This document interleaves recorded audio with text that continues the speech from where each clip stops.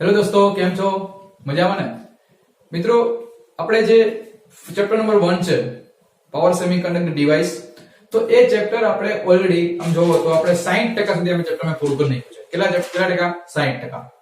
આપણે અત્યારે તમે ભણેલા, તમે વિડિયો જોઈ લીધો હશે, મહેનત તમે બુકમાં લખી નાખ્યું હશે, તમે મટીરીયલમાં પણ જોઈ લીધું હશે, તો 60% આપણો સિલેબસ એ ચેપ્ટર પેલું પૂરું થઈ ગયું. મિત્રો, હવે જે આપણે શરૂ છે, હવે એ બધા ડિવાઇસ પૂરા થઈ ગયા. હવે એક નવું જ એક વસ્તુ ભણવાનું છે, એ છે રેક્ટિફાયર. તમે બીજા સેમે ભણી ગયા, ત્રીજા સેમે ભણી ગયા, ચોથા સેમે થોડુંક રેક્ટિફાયર થોડુંક હતું, અને પાછું પાંચમા સેમાં રેક્ટિફાયર. કારણ એક જ વસ્તુ જીવન જરૂરિયાત છે, જીવન જરૂરિયાત વસ્તુ છે એટલે આવવાનું છે. તો રેક્ટિફાયર શું છે તમને ખ્યાલ જ છે મિત્રો. રેક્ટિફાયર શું છે? એ એસી નું ડીસી માં કન્વર્ટ કરે. તો તમે થર્ડ સેમમાં ભણી ગયા હશો ઈસીસી માં કે ભાઈ half wave rectifier, full wave rectifier, bridge type rectifier by using diode. Okay, by using diode we can not control. આપણે કંટ્રોલ કરી શકતા નહોતા, પણ અહીંયા આપણે મિત્રો સિંગલ ફેઝ ઓલા આપણે ભણ્યા, એમાં ઈસીસી માં તમે સિંગલ ફેઝ ભણ્યા, પણ અહીંયા આપણે ભણવાનું છે મિત્રો 3 ફેઝ. કેવું ભણવાનું છે? 3 ફેઝ બધું વસ્તુ ભણવાનું છે. તો ફર્સ્ટ ઓફ ઓલ આપણે સમજીએ, એમાં ઈસીસી માં સિંગલ ફેઝ ભણ્યું, પણ સિંગલ ફેઝ હતું તો 3 ફેઝ ની જરૂર શું પડી? ભાઈ 3 ફેઝ એટલે શું કે ભાઈ પોલીફેઝ પણ એને કહેવાય, કારણ એક કરતા વધારે ફેઝ એને કહેવાય પોલીફેઝ. તો મિત્રો પહેલો ટોપિક એક્ઝામમાં પૂછાઈ ગયો છે, 4 થી 5 વખત ટોપિક પૂછાયેલો છે, એ છે પોલીફેઝ રેક્ટિફાયર ના સિંગલ ફેઝ રેક્ટિફાયર પરના ફાયદાઓ. What are the advantages of single phase rectifier over the polyphase rectifier? क्या क्या ફાયદાઓ છે? તો મિત્રો પહેલો જ ફાયદો છે એ છે એફિશિયન્સી વધુ છે. એફિશિયન્સી કોની છે ભાઈ? પોલીફેઝ એટલે 3 ફેઝ. ઓકે, પોલીફેઝ એટલે 3 ફેઝ. હવે હું પોલીફેઝ નહીં બોલું, 3 ફેઝ બોલીશ. તો 3 ફેઝ રેક્ટિફાયર ની એફિશિયન્સી સિંગલ ફેઝ રેક્ટિફાયર કરતા વધુ છે. ઓબ્વિયસ હોતે, કારણ કે સિંગલ ફેઝ હોય તો સિંગલ ફેઝ જ હોય. અહીંયા 3 ફેઝ છે, 3 ફેઝ નું જનરેશન કરશે, 3 ફેઝ નું એસી ટુ ડીસી માં કન્વર્ઝન કરશે. તો એ પ્રમાણે એફિશિયન્સી મળે કે નહીં? યસ. તો જેમ કે તમે સિંગલ ફેઝ રેક્ટિફાયર હોય હાફ વેવ, તો હાફ વેવ ની કેટલી છે? 40.5% છે. પરંતુ ફૂલ વેવ જ્યારે 3 ફેઝ રેક્ટિફાયર હોય તો 3 ફેઝ રેક્ટિફાયર હાફ વેવ જ છે. આ હાફ વેવ, આ હાફ વેવ, ખાલી ડિફરન્સ શું છે મિત્રો? આ છે સિંગલ ફેઝ, આ છે 3 ફેઝ. તો આ સિંગલ ફેઝ ની 40.5%, એની ડબલ કરી નાખો 81. ગોખવાનું નથી, 40 ની ડબલ 81, 40 ની ડબલ 80, 0.5 થઈ ગયા 81. રેગ્યુ યાદ? રિપલ નું માન એટલે કે જે રિપલ ફેક્ટર હોય, ઓકે, રિપલ ફેક્ટર એટલે શું તમને ખ્યાલ છે મિત્રો? રિપલ ફેક્ટર એટલે જેમ કે અમારો આ આપણે ડીએસસી ટુ ડીસી હોય તો એમાં રિપલ કન્ટેન્ટ આપણે કેવા હોય? આ રીતે રિપલ કન્ટેન્ટ હોય મિત્રો, આવા રિપલ કન્ટેન્ટ હોય. હવે એ રિપલ ફેક્ટર એ 3 ફેઝ માં કેવું છે? ઓછા છે. જેમ કે single phase half wave rectifier લો તો એમાં કેટલું છે? 1.41 છે. કેટલું છે? એપ્રોક્સિમેટલી 1.41. જ્યારે સિંગલ ફેઝ ફૂલ વેવ માં 0.48 છે. થોડું ઘટ્યું કે નહીં? યસ. ત્યારે 3 ફેઝ ફૂલ વેવ માં જો કેટલું થઈ ગયું? 0.17. 1.21 થી કરતા ડાયરેક્ટ કેટલું થઈ ગયું? 0.17. અને 0.48 થી ડાયરેક્ટ કેટલું થઈ ગયું? 0.04. કેટલું બધું ઓછું થઈ ગયું. એટલા માટે આપણે 3 ફેઝ રેક્ટિફાયર વધુ ઉપયોગ કરીશું. નેક્સ્ટ એડવાન્ટેજ કે 3 ફેઝ રેક્ટિફાયર છે. 3 ફેઝ રેક્ટિફાયર માં તમારે બેલેન્સ કરંટ મળે છે. કારણ કે એક જ 3 ફેઝ છે, ત્રણ ફેઝ હોય, R Y B balance current મળે. જ્યારે સિંગલ ફેઝ માં એક જ ફેઝ હોય તો એમાં એક જ ફેઝ હોવાને કારણે આથી લોડ અનબેલેન્સિંગ થાય છે. કેમાં? સિંગલ ફેઝ માં લોડ અનબેલેન્સ થઈ શકે, ત્યારે 3 ફેઝ માં લોડ અનબેલેન્સ થઈ શકતો નથી, કારણ બેલેન્સ સ્થિતિમાં છે. એટલા માટે 3 ફેઝ રેક્ટિફાયર ની કોસ્ટ કોઈ છે? કોસ્ટ કેવી છે? ઓછી છે. કોસ્ટ કેવી છે ભાઈ? ઓછી. ઓબ્વિયસ છે, 3 ફેઝ રેક્ટિફાયર ની કોસ્ટ ઓછી છે. હવે તમને થાય કે સાહેબ ઓછી તો ખરા, કેમ? યસ, આમાં 3 વાયર છે, ઓલામાં સિંગલ ફેઝ રેક્ટિફાયર છે, એક જ વાયર, તો એડવાન્ટેજ એનો ન થવો જોઈએ. સાચી વાત તમારી, તમે જે વિચારો છો થિંકિંગ પાવર તમારું સાચું છે મિત્રો, પણ 3 ફેઝ રેક્ટિફાયર જ્યારે જે જનરેશન થતો હોય બરોબર, એ જનરેશન સમયે પછી યુટિલાઇઝ કરતા હોય આપણે, ત્યાંની કોસ્ટ કેવી છે? ઓછી છે. અને હંમેશા 3 ફેઝ રેક્ટિફાયર તમે એક સાથે લેવા જાઓ, બલ્કમાં લેવા જાઓ, ત્યારે આ રેક્ટિફાયર ની કિંમત ઓછી થાય છે. સમજાણું? કારણ કે આને બનાવવા સરળ પડશે કોના કરતા? સિંગલ ફેઝ રેક્ટિફાયર કરતા. મેન્ટેનન્સ આનું ઓછું છે, ઓલાનું વધુ છે, એટલા માટે આ ઓછી મહેનતે ફટાફટ બની જાય છે, એટલા માટે આની કિંમત ઓછી છે. સમજાણું? ઓકે. યુટિલાઇઝેશન ફેક્ટર કેવું છે? વધુ. યુટિલાઇઝેશન ફેક્ટર એટલે કે વધુ ઉપયોગ, ઓછા સમયમાં વધુ આઉટપુટ આપને આપે, એ કહેવાય યુટિલાઇઝેશન ફેક્ટર. અને યુટિલાઇઝેશન ફેક્ટર આપણે આગળના એ 2-3 ટોપિક પછી જ આપણે આની ડેફિનેશન ભણવાના પણ છીએ, તેને હું વધારે સમજાવીશ કે યુટિલાઇઝેશન ફેક્ટર શું છે. અત્યારે યાદ રાખો કે યુટિલાઇઝેશન ફેક્ટર 3 ફેઝ રેક્ટિફાયર નું વધુ છે કોના કરતા? સિંગલ ફેઝ રેક્ટિફાયર કરતા. તો મિત્રો ચલો ફટાફટ કરીએ ફાયદાઓ. સૌથી પહેલો ફાયદો શું છે કે ભાઈ એફિશિયન્સી વધુ છે 3 ફેઝ રેક્ટિફાયર ની. બીજી શું છે? બીજું રિપલ નું માન ઓછું છે. ત્રીજું શું છે કે ભાઈ બેલેન્સ 3 ફેઝ સિસ્ટમ થી લોડ અનબેલેન્સ છે, સિંગલ ફેઝ અનબેલેન્સ છે. ચોથો એડવાન્ટેજ રેક્ટિફિકેશન છે, તો એ રેક્ટિફાયર ની કિંમત કોસ્ટ કેવી છે? ઓછી છે. પાંચમો યુટિલાઇઝેશન ફેક્ટર વધુ છે. 5 એડવાન્ટેજ, 5 ડીપમાં લખવા પડશે તમારે 2 માર્કમાં પૂછાય કે 3 માર્કમાં પૂછાય તો તમારે આ પોઈન્ટ તમારે પૂરેપૂરા લખવા પડે તો પૂરેપૂરા માર્ક મળી શકે.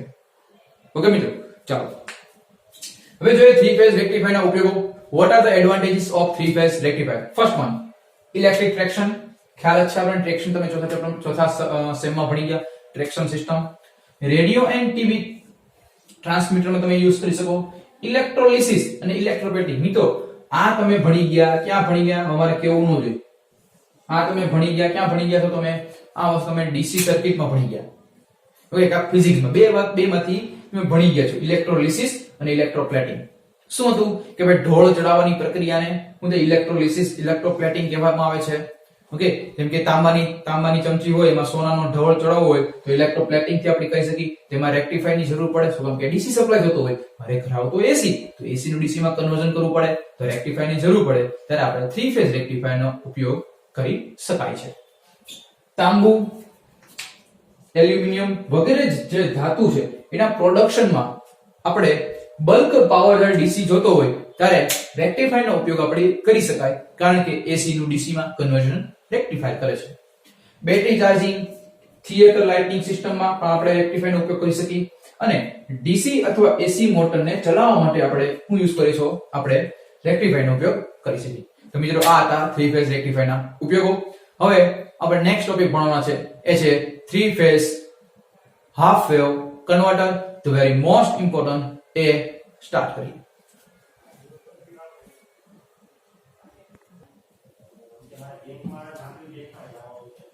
હેલો મિત્રો, તો મિત્રો આપણે નોંધ ઇક્વેશન છે એ છે 3 phase half wave rectifier circuit દોરો, તેનું કાર્ય, વેવફોર્મ દોરી સમજાવો અને ઈડીસી નું સૂત્ર મેળવો. મિત્રો તમે બોર્ડ પર તમે જોઈ રહ્યા છો 2 ફિગર છે.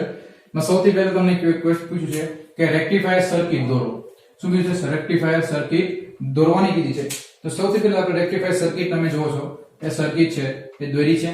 તો આ રેક્ટિફાયર સર્કિટ છે. Rectifier circuit delta to star છે. ઓકે, તો ડેલ્ટા અને આ સ્ટાર. ડેલ્ટામાં 3 ફેઝ RYB, આમાં પણ RYB છે. Diode D1 D2 D3 connect કરેલી છે. એમાં લોડ અનુ જે ન્યુટ્રલને છેડો કાઢી લોડ સાથે કનેક્ટ કર્યો છે.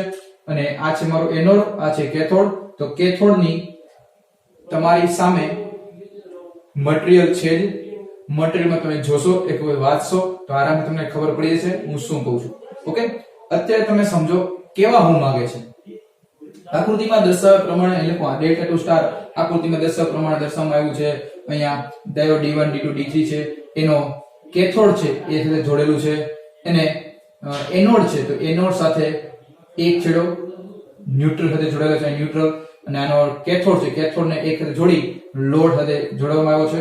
એવી રીતે આનો પણ ન્યુટ્રલ સાથે એક લોડ સાથે કનેક્ટ કરી દેવામાં આવ્યો છે. હવે ખરેખર વર્ક કેવી રીતે કરે મિત્રો?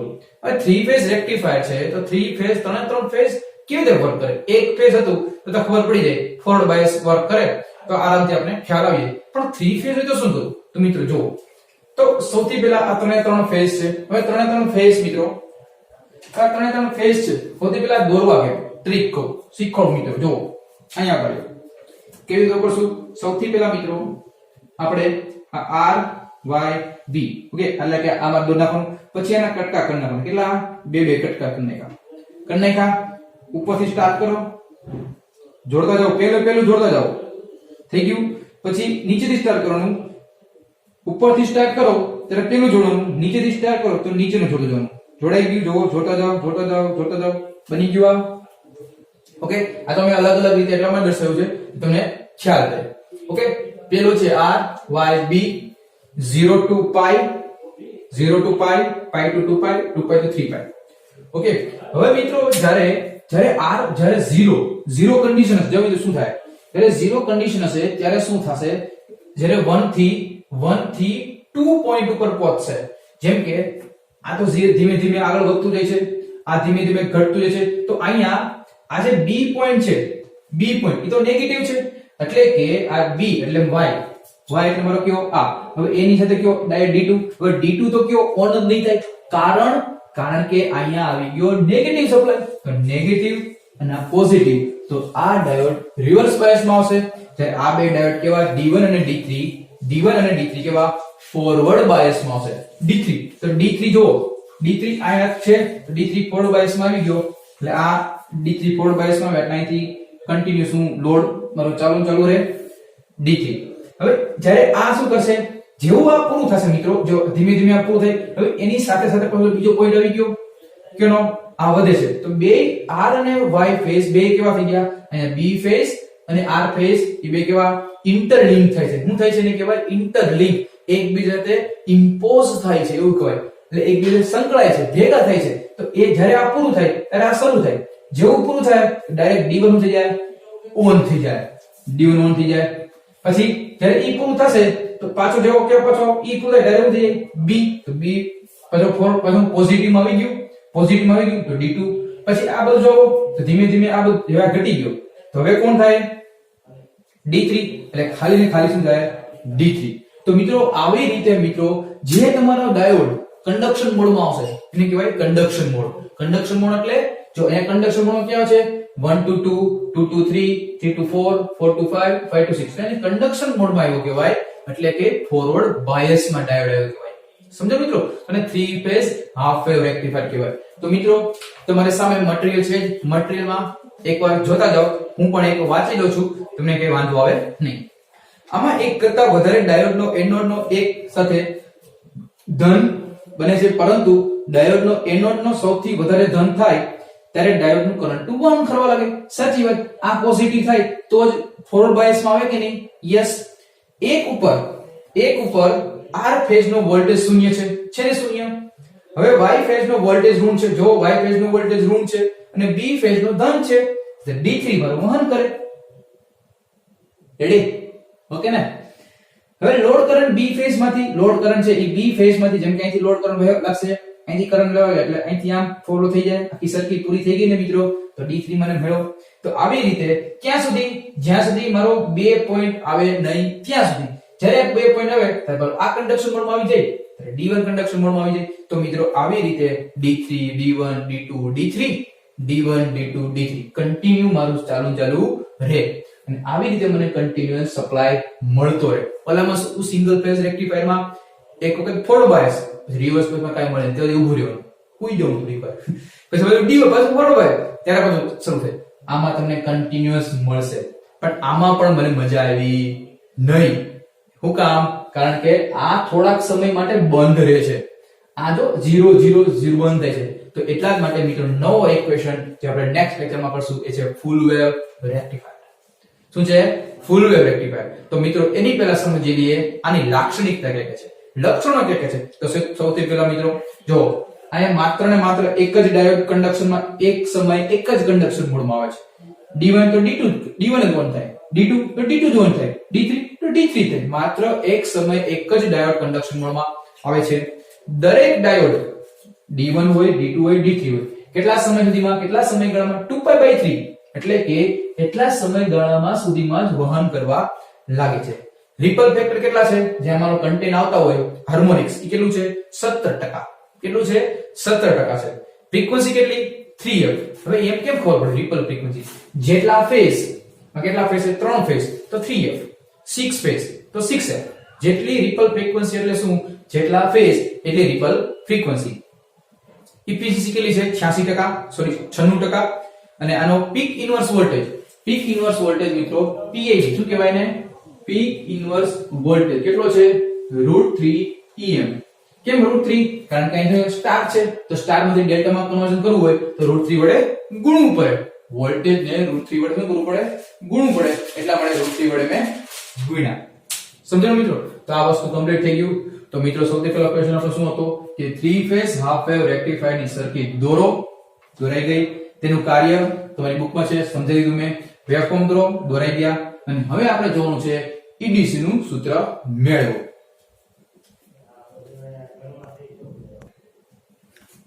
મિત્રો તો વેરી મોસ્ટ ઇમ્પોર્ટન્ટ આ જે ટોપિક છે એ એક્ઝામ માં બે વખત પૂછાઈ ગયો છે તો મિત્રો જોઈએ શું છે EDC નું સૂત્ર કેવી રીતે કરવું મિત્રો આપણે 3 માં વેવફોર્મ જોયા હતા એમાં મિત્રો જ્યારે કન્ડક્શન મોડ 30 ડિગ્રી એ બધા 30 ડિગ્રી 30 pi/6 એટલે શું થાય pi એટલે 180/6 6 તરી 18 તો કેટલા 30 ડિગ્રી એ બધા ડાયોડ શું આવે છે મારા કન્ડક્શન મોડમાં આવે છે એટલે કે ફોરવર્ડ બાયસ માં બધા ડાયોડ એક પછી આવે છે જેમ કે pi/6 પછી પાછા ક્યાં છે 5 pi/6 તો 5 pi/6 એટલે પાછા ક્યાં થાય જો 5 pi એટલે 180/6 6 તરી 18 તો કેટલા થયા 150 તો એનો મતલબ 30 અને 150 30 ડિગ્રી અને 150 વચ્ચે 2π/3 ઈ બે વચ્ચેના એંગલ સમયે મિત્રો મારો આ જે કન્ડક્શન મોડમાં આવે છે એનો વોલ્ટેજ કેટલો છે E = Em sin θ આપણો વોલ્ટેજ એટલો હોય E = Em sin θ જેટલો તો મિત્રો જ્યારે મારે તો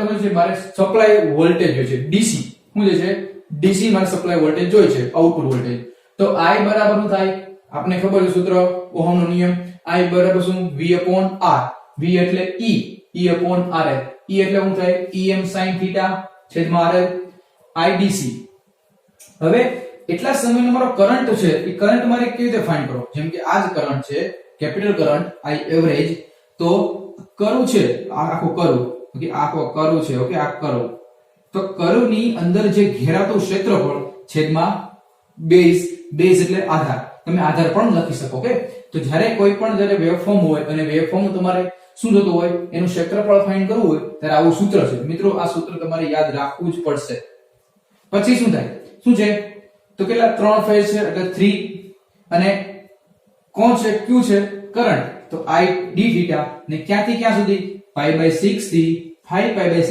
સુધીનો આ એરિયા મારું ક્ષેત્રફળ ઘેરાયેલું છે તો pi/6 થી 5π/6 I dθ કેમ pi/6 લીધું લોઅર લિમિટ નાની લિમિટ કઈ છે આ મોટામાં મોટી આ લોઅર લિમિટ થી upper limit lower to upper I dθ અને ક્યાંથી શરૂ કર્યું 0 થી ચાલુ કર્યું ક્યાં પૂરું કર્યું હજી આગળ આપણે આખું વેવફોર્મ છે આ વેવફોર્મ ક્યાં પૂરું થાય 2π છેદમાં 2π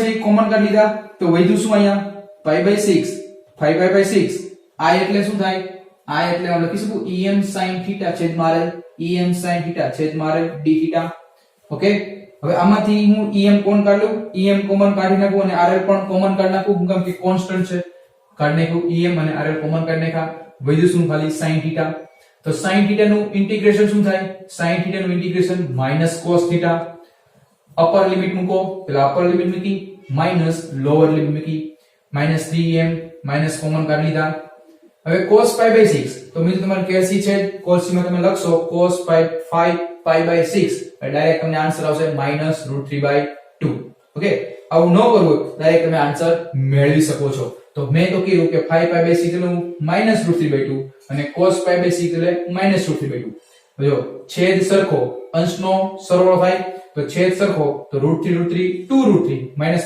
પ્લસ એટલે શું થાય 2√3 આ 2 ડી ગયા વધ્યા કેટલા શું વધ્યું અને શું વધ્યું ખાલી -3em/2πRL એટલું વધ્યું હવે -3 ગુણ્યા √3 જો અહીં શું વધે -3√3em/2πRL તો મિત્રો આ જે છે ને 3√3 અને આ 2π આનો જે ગુણાકાર આનો જે આન્સર છે ને આનો આન્સર શું આવશે ખબર અને આ માઈનસ શું થઈ જાય પ્લસ 3√3 ગુણ્યા 2π કરો 3√3 ગુણ્યા 3√3 એના ભાગ્યા 2π કરશો એટલે આન્સર આવશે 0.827 em રેડી હવે મારે જોઈએ છે EDC એટલે V બરાબર થાય IR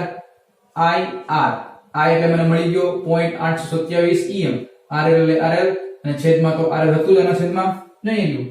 ઓકે, તો RL ઉડી ગયા, તો આ તમારો આન્સર મળી ગયો. This is your answer. શું આવ્યો? EDC is equal to 0.827 em. Complete. તો આ આખો મિત્રો ક્વેશ્ચન હતો કે 3 phase half wave rectifier circuit દોરો અને તેનું કાર્ય, વેવફોર્મ અને EDC નું સૂત્ર તારો. જો મિત્રો આખું પૂછાય તો મિત્રો આ ક્વેશ્ચન પૂછાય છે 7 માર્કમાં. આવડી જશે, એક બે વખત જોશો તમને આવડી જશે. તો નેક્સ્ટ લેક્ચરમાં આપણે જે ફૂલ વેવ રેક્ટિફાયર અને એની પછી આપણે જોવાનું છે બ્રિજ વેવ રેક્ટિફાયર. કમ્પ્લીટ. તો ચલો bye, take care, see you.